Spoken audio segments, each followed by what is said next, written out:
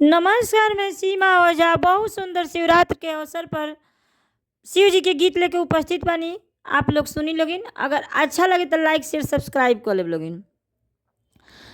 आरे आसानी भेद रउरा सोइले महादेव सब धन ले गइले चोर।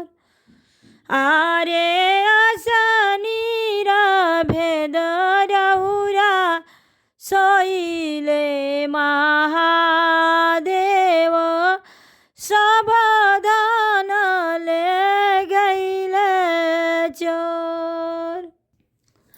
आरे धनवा में सब धन भंगिया के झोरिया उहो धन ले गइले चोर।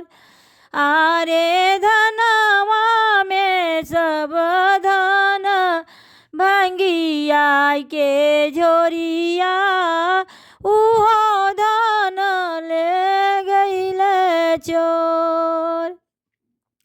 आरे धनवा में सब धन बसहा बोएलवा उहो धन ले गइले चोर।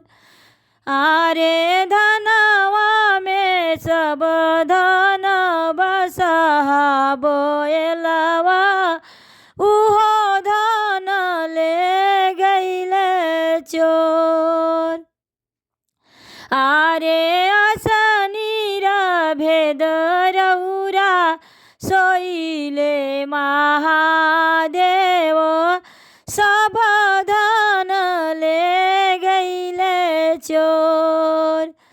आरे आसनी भेद रउरा सोइले महादेव सब धन ले गइले चोर। आरे धनवा में सब धन सपवा के हरवा उहो धन ले गइले चोर। आरे धनवा में सब धन सरफ के मालावा उहो धन ले गइले चोर। आरे धनवा में सब धन बिछुआ कुंडलवा उहो धन ले गइले चोर। आरे धनवा में सब धन बिछुआ कुंडलवा उहो धन ले गइले चोर।